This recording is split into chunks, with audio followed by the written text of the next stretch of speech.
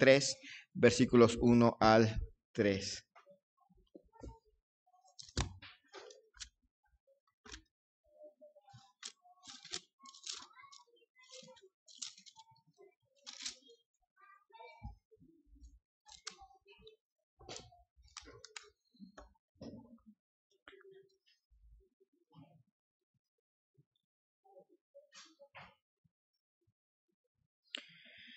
Dice Filipenses capítulo 3, versículos 1 al 3. Por lo demás, hermanos, gozaos en el Señor. A mí no me es molesto el escribiros las mismas cosas, y para vosotros es seguro. Guardaos de los perros, guardaos de los malos obreros, guardaos de los mutiladores del cuerpo, porque nosotros somos la circuncisión, los que en espíritu servimos a Dios y nos gloriamos en Cristo Jesús, no teniendo confianza en la carne. Vamos a orar. Señor y Dios, agradecemos en esta noche tantas bendiciones que has derramado en nosotros. Gracias, Señor, en primer lugar por la salvación en Cristo Jesús. Gracias, Señor, porque tú has salvado nuestras almas, nos has dado un destino eterno, diferente, pero sobre todo también nos permites vivir para la gloria tuya, vivir realmente para glorificarte con nuestra vida. Que para nosotros el vivir sea Cristo, para que cuando llegue el tiempo de morir, esto también sea ganancia. Que para vida o muerte tu nombre sea magnificado entre nosotros y nos gocemos, Señor, de mostrar a otros la salvación que hay en Cristo Jesús. Bendice, Señor, a cada uno de los que estamos aquí presentes, los que por alguna razón no han podido llegar por causa de enfermedad o alguna situación difícil en este día. Señor, que tú obres en sus cuerpos, en sus vidas, Señor. Te damos gracias por tantas bendiciones que das en nuestras vidas. En el nombre de Cristo Jesús te pido todo esto. Te doy gracias. Amén. Bien, hemos visto ya varias veces este pasaje. Estuvimos viendo cosas que no nos dan una seguridad real de que en sí mismas no dan la seguridad real de que una persona es creyente. Vimos que la intención muchas veces que muchos escritores del Nuevo Testamento trataron de asegurarse que quienes hayan oído el Evangelio realmente sean salvos. No lo dejó así al azar, ya hicieron una profesión de fe, ya hicieron algo, entonces ya son salvos. No, muchos autores del Nuevo Testamento trajeron a colación ese tema con esa intención, asegurarse que cada creyente realmente se examine a sí mismo si está en la fe o no. Luego empezamos a ver la primera, en este pasaje, nada más en este pasaje, una razón en estas reflexiones sobre este pasaje, una primera, prueba de que una persona en realidad ha conocido al Señor. Y vimos esa primera prueba es el gozo. Estuvimos viendo que gozo en este sentido, en el sentido de este pasaje, es la confianza, una confianza plena en el poder de Dios y en sus propósitos buenos. Una completa confianza en el poder de Dios y en sus buenos propósitos. Y vimos que eso no se da luego de que una persona conoce al Señor. Eso se va a mostrar generalmente cuando llegan las pruebas. Cuando llegan los momentos difíciles, cuando llegan las situaciones complicadas de la vida, que azotan a no salvos, que azotan a salvos, ahí es donde la persona va a ser probada y va a poder ver si en sí mismo está el Señor Jesucristo. Quien tiene a Cristo no quiere decir que todo el tiempo va a estar riéndose, no quiere decir que en medio de las pruebas va a soltar la carcajada y va a andar gritando y saltando de aquí para allá pensando que eso es gozo. No, quiere decir que aun cuando va a llorar, aun cuando le va a doler, aun cuando se va a romper su corazón, de todas maneras confía en el poder de Dios y en los buenos propósitos que Dios tiene para él. Estuvimos viendo varias citas al respecto y terminamos eso recordándonos que el gozo es algo que caracteriza a los verdaderos creyentes. Y ahí es donde muchas personas Finalmente, ahí es donde doblan la esquina en las iglesias, en la vida cristiana. Son cristianos hasta que llegan los momentos más duros de la vida y ahí se bajan del tren. Ahí se bajan del tren y se apartan de la fe, porque en realidad no había Cristo en su corazón y no podían llegar a esa convicción. Ahora, algo que vimos y que vamos a ir notando es que no es algo que se produzca por nosotros mismos. Así como el gozo, dice la palabra de Dios que el gozo es fruto del Espíritu Santo, no es algo que nazca porque nos esforzamos por gozarnos. Es algo que nace del Espíritu Santo en nuestro corazón. Así que o se tiene o no se tiene. Si la persona no tiene a Cristo, no va a poder producir gozo. Si la persona tiene a Cristo, va a producir gozo, pero no en sí mismo, sino en el Señor. Ahora vimos ahí en versículo 3, versículo 1, la segunda parte y el versículo 2, a mí no me es molesto el escribiros las mismas cosas y para vosotros es seguro. Guardaos de los perros, guardaos de los malos obreros, guardaos de los mutiladores del cuerpo. Nadie puede llegar a ser salvo sin entender las verdades fundamentales del Evangelio. Ahí en Romanos capítulo 6,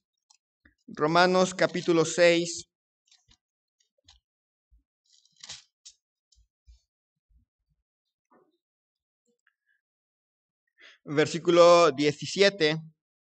Pero gracias a Dios, que aunque erais esclavos del pecado, habéis obedecido de corazón a aquella forma de doctrina a la cual fuisteis entregados, y libertados del pecado, venisteis a ser siervos de la justicia. Habla de que en algún momento se nos presenta una forma de doctrina y en particular, en especial el Evangelio, siendo palabra de Dios, es doctrina, es algo que tenemos que creer sí o sí. Entonces la palabra de Dios se nos ha sido presentada, el Evangelio se nos ha sido presentado y hemos creído en él, en esa forma de doctrina, y en ella vivimos en esa doctrina, entregados a esa doctrina. Eso es algo, diríamos, especial. Hay un verbo ahí que está al final, fuisteis entregados. Si han leído el libro de Romanos, al principio, en el capítulo 1, aparece mucho esa palabra, entregado, entregado, entregado. Aparece como 3 veces, pero es muy especial porque dice, como ustedes no hicieron esto, ahora Dios los entregó a esto.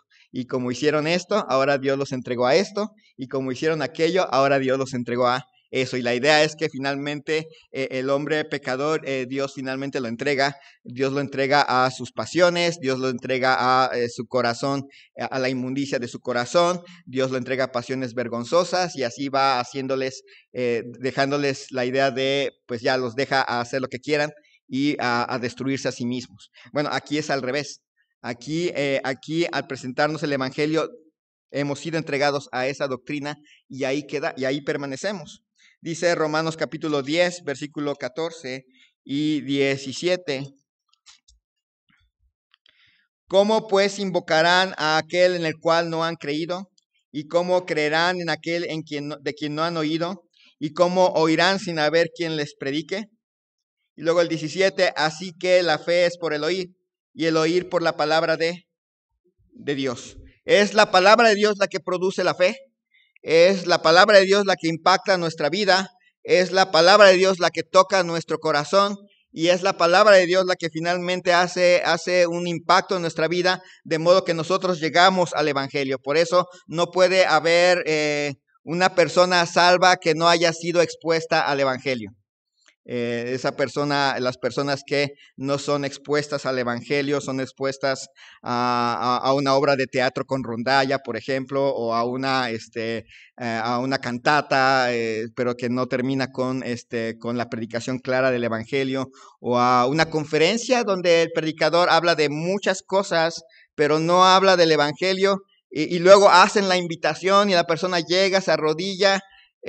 Aquí la Biblia es muy clara, la fe es por el oír y el oír por la palabra de Dios.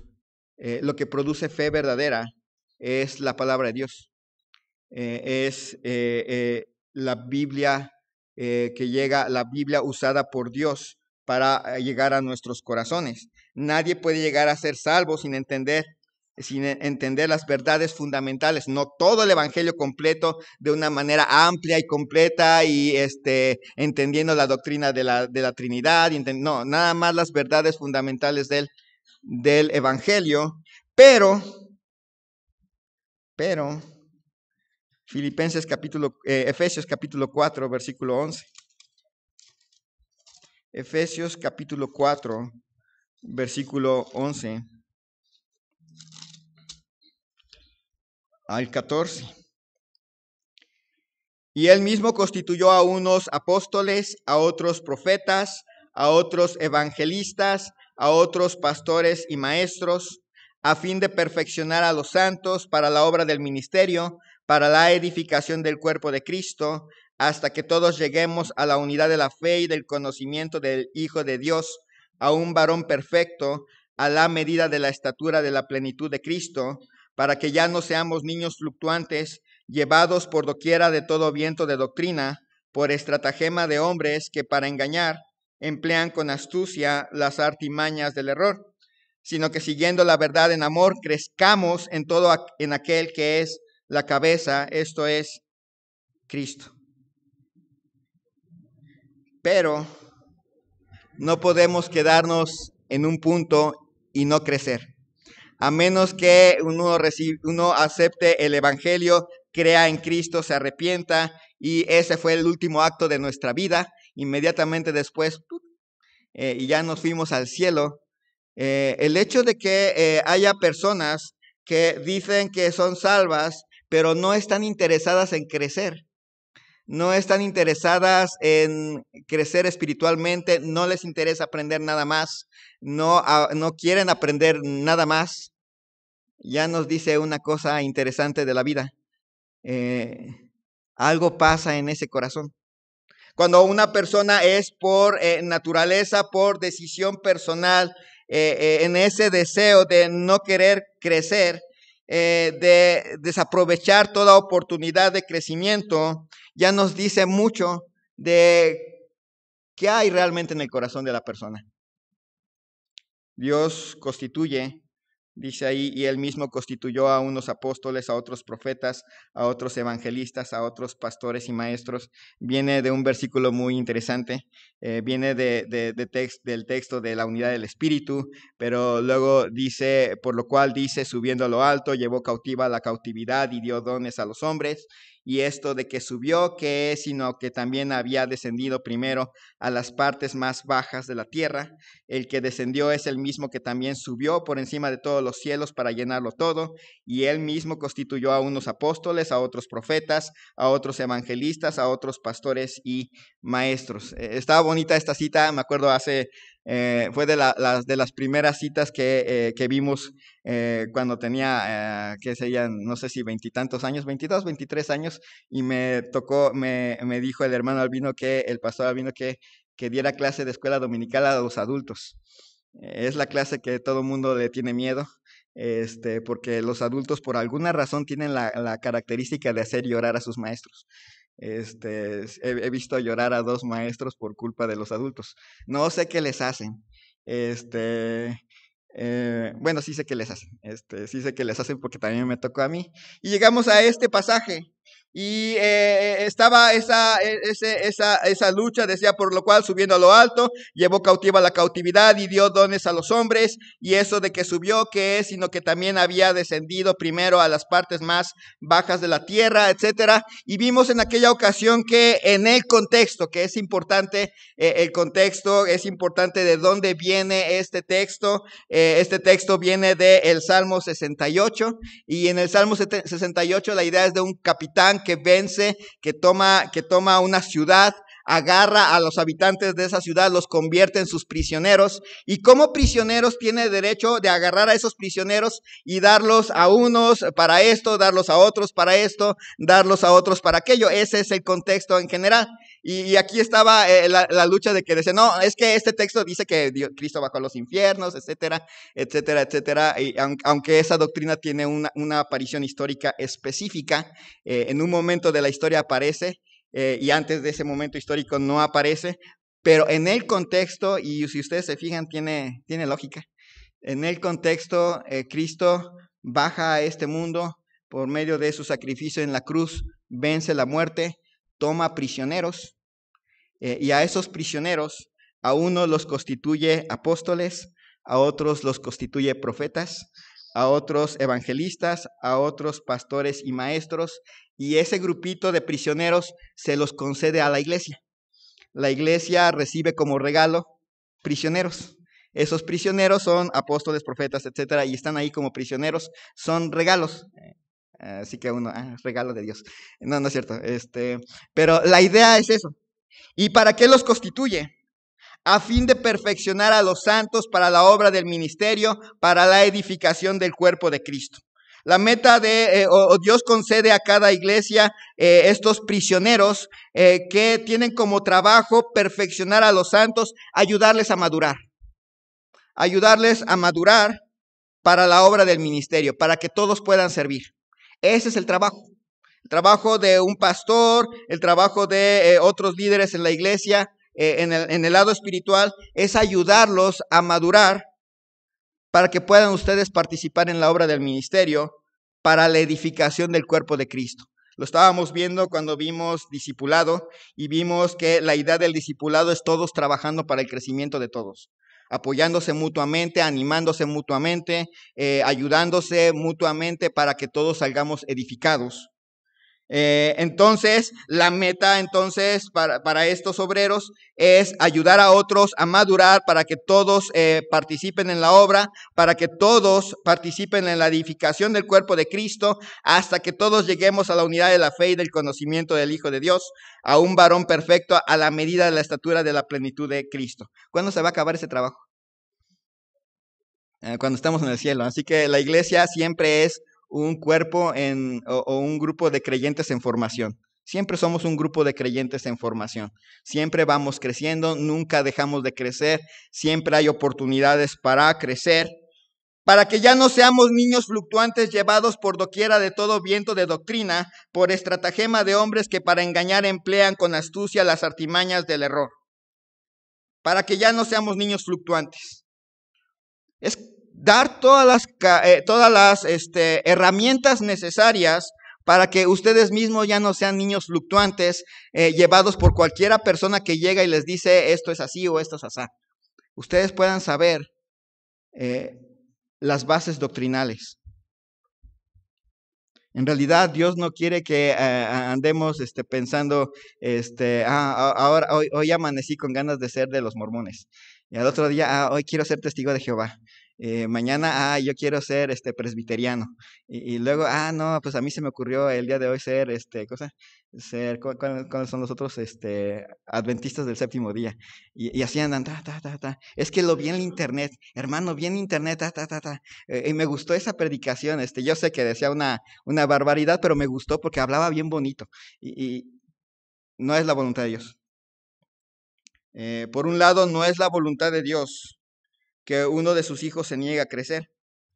Y por el otro, que uno de sus hijos ande errante de una doctrina a otra, porque no quiere aprender. Tenemos en nuestra iglesia un gran bagaje de enseñanza. Obviamente no empezamos de cero. Nuestro anterior pastor y todos los que colaboraban en el pasado, en escuelas dominicales, etcétera, nos enseñaron bastantes cosas. Y ahora seguimos aprendiendo. Seguimos aprendiendo porque nunca se deja de aprender. Pero algo que va a caracterizar a un creyente es ese deseo de querer crecer.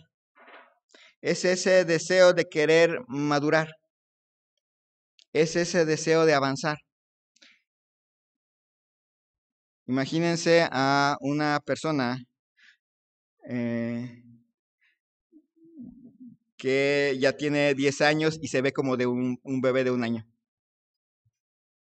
Ya tiene 20 años y se ve como un bebé de 1 año. Ahora imagínense a un creyente que ya lleva 50 años en una iglesia, 40, 30, 20, y simplemente está repitiendo el primer año de salvación. Nada más lo está repitiendo.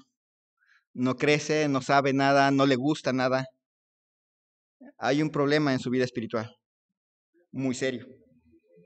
Entonces, en primer lugar, nos dice que Dios ha hecho y ha establecido en la iglesia, y obviamente lo hemos visto, lo he insistido ahora más que antes, porque notamos que el Nuevo Testamento fue escrito para la iglesia.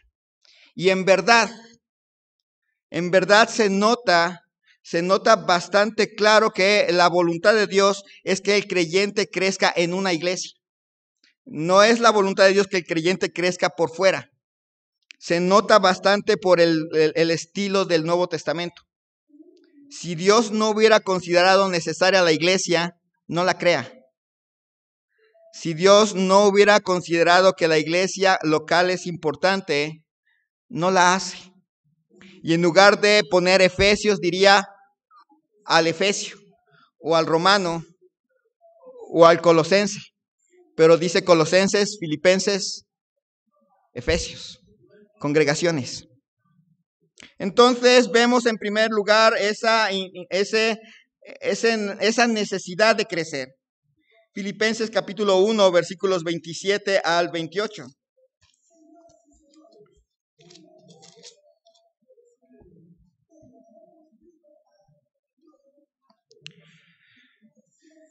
Solamente que os comportéis como es digno del evangelio de Cristo, para que, o sea que vaya a veros o que esté ausente, oiga de vosotros que estáis firmes en un mismo espíritu, combatiendo unánimes por la fe del evangelio, y en nada intimidados por los que se oponen, que para ellos ciertamente es indicio de perdición, mas para vosotros de salvación, y esto de Dios.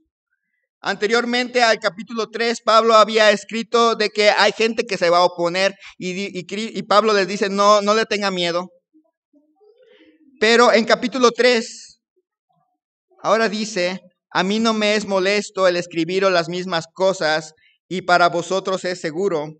Guardaos de los perros, guardaos de los malos obreros, guardaos de los mutiladores del cuerpo. Primero les habla de no inquietarse de los opositores, pero luego les dice, guárdense de ellos, cuídense de ellos.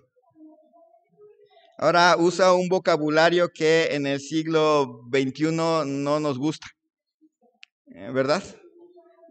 Usa un vocabulario un poquito subido de tono. Guardaos de los perros, guardaos de los malos obreros, guardaos de los mutiladores del cuerpo. Imagínense a Pablo, si Pablo hubiera vivido en el siglo XXI, hubiera escrito esto y lo hubiera puesto en un post de Facebook. Bueno, pues bueno, ni siquiera los ateos, sino probablemente otros cristianos serían los que se le hubieran ido encima. ¿Cómo puedes escribir eso si son cosas, si aman tanto al Señor como nosotros? Es muy serio. Es algo difícil de digerir, pero el hecho de que una falsa doctrina puede destruir una vida, para Pablo fue serio. Para Pablo fue algo impresionante. Éxodo capítulo 22, versículo 31. Guardaos de los perros. Éxodo 22, 31.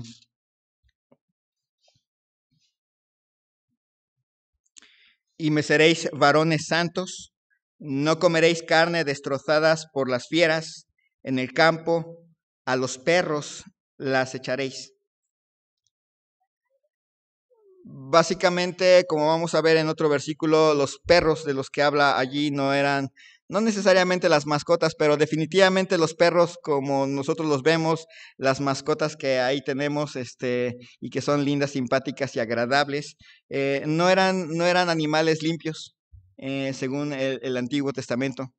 Eran animales que a veces en aquel entonces andaban en manada. Me acuerdo hace muchos años iba a visitar a unos amigos ahí en Tetecolala y venía de regreso y yo creo que fácil eran 20. Creo que tenían una convención de perros callejeros en la parte de por ahí y me dio miedo porque se veían muchos y con que uno se alocara y me viera con cara de hot dog o de otra cosa, ya no la iba a librar.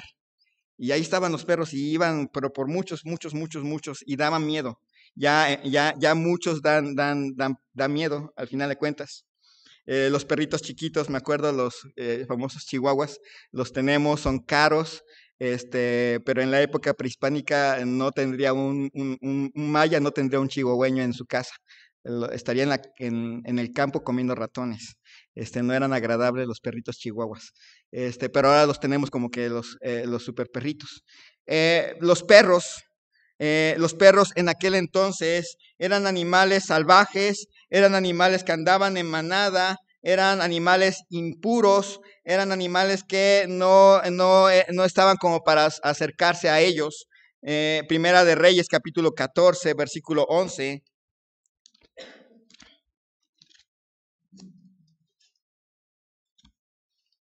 La cita que habíamos leído en Éxodo, la carne destrozada por fieras no se debía de comer, se echaba a los perros de una manera despectiva. Primera de Reyes, capítulo 14, versículo 11. El que muera de los de Jeroboam en la ciudad, lo comerán los perros, y el que muera en el campo, lo comerán las aves del cielo, porque Jehová lo ha dicho. Parte del juicio de Dios para la familia de Jeroboam y que se repite para la familia de Acab es que si morían en la ciudad, los perros los iban a comer. Animales impuros, animales feos, animales salvajes, animales peligrosos, en cierta manera, estaban ahí los perros. Y Pablo los usa como imagen. Guardaos de los perros, y no está hablando de los perritos. Aquellos que enseñaban falsa doctrina, los falsos maestros, son de cuidado, porque al igual que los perros, son sucios e impuros, son peligrosos, son perversos, son temibles. Así son aquellos que enseñan falsas doctrinas, así son aquellos que se desvían de la sana doctrina que viene en la palabra de Dios. Por eso no considera Pablo así bajar el nivel del idioma y decir, guardaos de esos hermanos que se han separado, guardaos de esos hermanos que de corazón aman al Señor, pero enseñan equivocadamente. Pablo es muy directo y dice, guardaos de los perros. Efesios 4:15.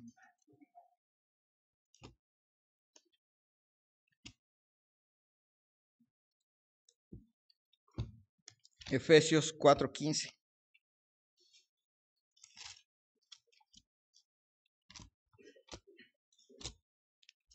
Dice así, sino que siguiendo la verdad en amor, crezcamos en aquel que es la cabeza, esto es Cristo. Viene antes, para que ya no seamos niños fluctuantes llevados por doquiera de todo viento de doctrina, por estratagema de hombres que para engañar emplean con astucia las artimañas del error, sino que siguiendo la verdad en amor, crezcamos en todo en aquel que es la cabeza, esto es Cristo.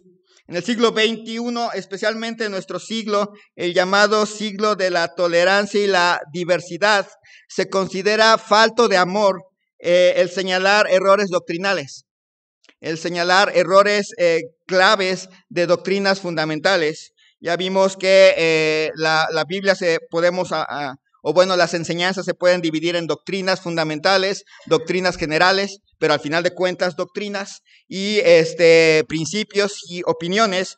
Hemos visto que los principios, ahí sí hay una gran oportunidad de movernos en cierta manera dentro de esos principios, siempre y cuando no terminemos rechazando doctrina fundamental, ni siquiera doctrina. Cuando nuestros principios y nuestra variedad de principios tienden a ofender una doctrina, entonces el problema, lo que tenemos que hacer es sujetar nuestro principio a la doctrina. Pero los principios son más abiertos y las opiniones, pues sí, cada cabeza es un mundo, entonces ahí sí hay una gran oportunidad y ahí podemos ver, por ejemplo, a algunos nos gusta el azul y nos gustaría que el templo fuera azul, a otros les gusta el beige y les gustaría que fuera beige, a otros les gustaría el blanco y les gusta el blanco, etcétera, y ahí no hay ningún problema y está bien, puede ser beige con blanco, esto es beige con blanco y creo que no tiene azul, más que allá afuera, que parece cancha de escuela, porque es cancha de escuela.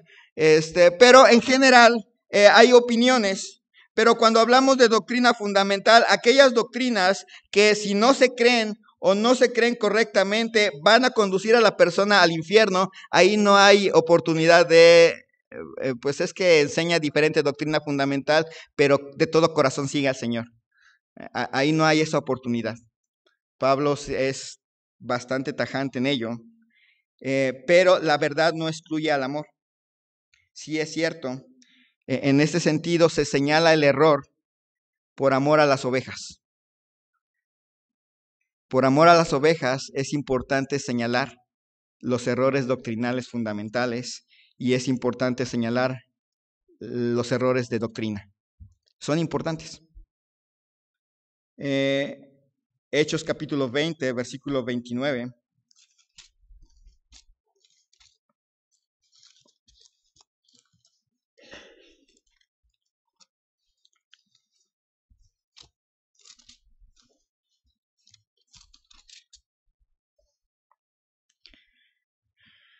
Pablo se está despidiendo de los hermanos de la iglesia en Éfeso y les dice al final, porque yo sé que después de mi partida entrarán en medio de vosotros lobos rapaces que no perdonarán el rebaño. Y luego dice, y de vosotros mismos levantarán hombres que hablan cosas perversas para arrastrar tras sí a los discípulos. Las grandes herejías del cristianismo no han venido del exterior del cristianismo, han venido del interior, de gente que no ha creído en Cristo como su único y suficiente Salvador, no es su Señor, y no se afirman en la sana doctrina y empiezan a hacer cosas, empiezan a enseñar cosas, empiezan diríamos, a filosofar, pero de una manera equivocada, pues al no tener el Espíritu del Señor, empiezan a filosofar desde su propio entendimiento personal, depravado, ya viciado por el pecado, y empiezan a apartarse de la fe. Me acuerdo mucho de esa, por eso nunca recomendamos que haya gobiernos cristianos, porque cuando el Imperio Romano se hizo, entre comillas, cristiano, porque no era cristiano, y obligó a todos a ser cristianos, porque ahora ya no puedes no ser cristiano, porque ahora el emperador ha ordenado que todo el mundo sea cristiano, pues todo el mundo a las iglesias. Y como todo mundo a las iglesias, se vienen sin convertirse, y tarán, pues no han dejado sus ídolos. Y hay que poner los ídolos en las iglesias. Y hay que ponerles nombres de santos. Y así sucesivamente. Cuando llega ese tipo de cristianismo a nuestro territorio, hacen exactamente lo mismo. Santos por aquí, santos por allá, santos por todos lados.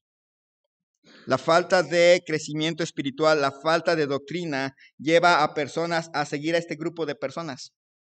Me acuerdo también la famosa alta crítica, le llaman así a un grupo de personas que se dedicaron, bueno, que ni son críticas ni son alta, pero se dedicaron a criticar todas las escrituras, a decir, y son como son como los negativos de la fe. A todos dicen que no. ¿Hubo un milagro? No, no fue un milagro, pasó esto. Dios dijo esto, no, no fue esto. Y así siempre tratan de hacer eso y salió de los luteranos. Gente que en algún momento se supone que siguiendo los pasos de la reforma, como no se habían convertido, abandonaron la fe. Entonces, hermanos,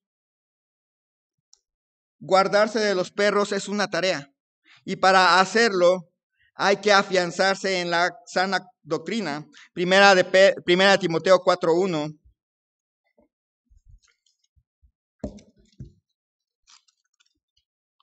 Pero el Espíritu dice claramente que en los postreros tiempos algunos apostatarán de la fe, escuchando a espíritus engañadores y doctrinas de demonios, por la hipocresía de mentirosos que teniendo cauterizada la conciencia y empieza prohibirán casarse y mandarán abstenerse de alimentos que Dios creó para que con acción de gracias participasen de ellos los creyentes y los que han conocido la verdad. Algunos apostatarán de la fe. Tenían fe o estaban en cierta manera en la doctrina y de repente salieron de ella. Abandonaron la doctrina y se fueron por fábulas, se fueron por historias, se fueron por infinidad de cosas que uno dice, ¿cómo es posible que lo crean? La palabra de Dios es tan clara y ellos lo han abandonado. Segunda de Juan, único capítulo, segunda de Juan, versículos 9 y 11 al 11.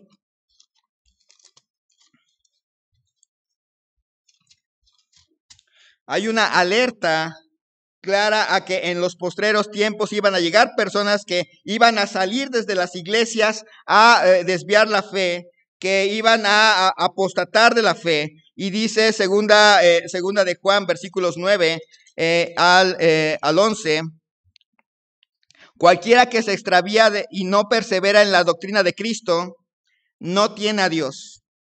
El que persevera en la doctrina de Cristo, este sí tiene al Padre y al Hijo. Si alguno viene a vosotros y no trae esta doctrina, no le recibáis en casa, ni le digáis bienvenido, porque el que le dice bienvenido participa en sus malas obras. Es cierto, la Biblia no nos manda a quemar herejes, por cierto. Eso es un error que salió de otro grupo que también tiene problemas en su corazón en cuanto a la conversión. Pero el hecho es que no nos manda a ser amigables. No nos manda a decir, bueno, es que pues están mal, pero pues al final de cuentas son mis hermanos.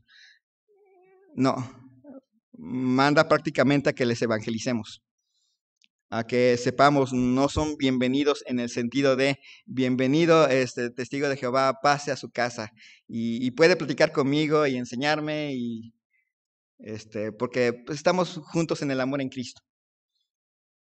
Generalmente cuando una persona cristiana hace eso y no tiene a Cristo, ¿qué creen que va a pasar? Al ratito va a estar, yo era cristiana, pero después oía a los testigos de Jehová y realmente ellos estaban en la verdad y se hundió y se separó. Vienen tiempos y ahora ya está bastante claro que enseñan otro evangelio. Son lobos rapaces, portadores de doctrinas de demonios, le llama Pablo. Llevan a la perdición a quienes les creen. Y por eso hay un mandato claro a no juntarse con ellos, por el peligro que representa. Y no es porque no les amemos. Este tiempo de ver estos versículos es por amor a ustedes. Porque ahora es tan fácil escuchar a cualquier persona. Es tan fácil agarrar de internet cualquier cosa que cuando menos se den cuenta ya están haciendo algo que no está bien.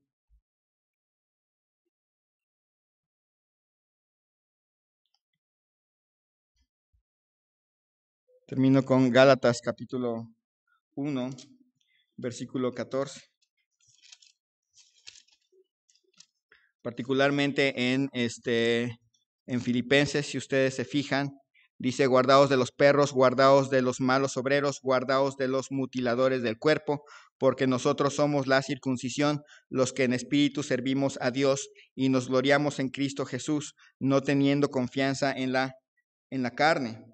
Gálatas capítulo 1, versículo 14, dice así la palabra de Dios. Y en el judaísmo aventajaba a muchos de mis contemporáneos en mi nación, siendo mucho más celoso de las tradiciones de mis padres. Y está hablando de su vida como judío, en el judaísmo. Cuando Pablo estaba escribiendo tanto Filipenses como los Gálatas, uno de los mayores problemas era diferenciarse del judaísmo, mostrar que realmente son distintos, que no son lo mismo, que no es judaísmo reformado, que el cristianismo es radicalmente distinto al judaísmo. Hoy en día tenemos muchas otras doctrinas fundamentales en las cuales tenemos que marcar que nosotros creemos en ellas, pero particularmente en el siglo XXI, el grupo que está tratando de regresar a la ley y de restaurar las normas de la ley y de restaurar la ceremoniosidad de la ley, especialmente esos dos grupos que son dos diferentes. Uno es el que trata de traer las ceremonias de la ley a la vida de la iglesia, volver a usar el gorrito que en realidad ni siquiera está en la ley, usar los cuernos y usar todo ese tipo de cosas. Y el otro grupo que está tratando de decir, bueno, el famoso grupo de raíces judías, decir, como el cristianismo tiene raíces judías, hay que regresar a esas raíces judías, cuando en realidad el Nuevo Testamento es bastante tajante. Somos diferentes, somos distintos. En todos los aspectos, en muchos aspectos, somos distintos. En primer lugar, la mayoría de nosotros no somos judíos y se nos nota en nuestra cara de maya. Se nos nota bastante claro, ¿no? Nosotros somos mesoamericanos o habrá algunos aquí que tienen todas las características de un hispano, de un español allá del otro lado del Atlántico. Así que no somos judíos. Y por otro lado, y por muchas razones, regresar a algo que Dios, a algo que ya fue destruido por parte de nuestro Señor Jesucristo, es volver al pecado, hacernos transgresores por reconstruir algo que Cristo ya tiró. Entonces, básicamente, y hasta aquí terminamos, una de las características de un verdadero creyente es su intención de crecer y de empezar a discernir entre lo que es verdadera doctrina y lo que es falsa. Un deseo de avanzar, un deseo de crecimiento, de aprovechar todas las oportunidades que Dios da a través de su iglesia local para crecer espiritualmente. Eso es una característica. Así como es el gozo, el crecer espiritualmente también es parte de, y no viene de nosotros, viene del Espíritu Santo obrando en nuestras vidas. Una persona que no quiere crecer, que se niega a aprender, que se resiste, tiene un problema espiritual severo. No hay vida en él, no hay vida en sí mismo. Entonces vamos a seguir viendo más acerca del crecimiento espiritual la próxima semana, si Dios lo permite. Vamos a orar. Señor y Dios, te damos gracias en esta noche por la vida que nos concedes y gracias, Señor, porque nos dejas tu palabra. A través de ella, en primer lugar, de ahí vino la fe, porque de ahí conocimos el Evangelio. Ahí hemos conocido a nuestro Señor Jesucristo. Es en ella donde se encuentra qué debemos creer de ti, qué debemos creer de cada una de las doctrinas especiales y específicas de tu palabra. Ayúdanos, Señor, a ser perseverantes en crecer, a madurar en la fe, a ser confirmados en la fe, y que ninguno de nosotros que estamos aquí terminen apostatando de la fe, terminen desviándose de la fe y desviando a otros de la fe por ir tras historias, por ir tras cosas que les suenan agradables a su carne, agradables a su pecado. Te pido, Señor, tu bendición para cada uno de nosotros, te ruego, en el nombre de Cristo Jesús. Amén.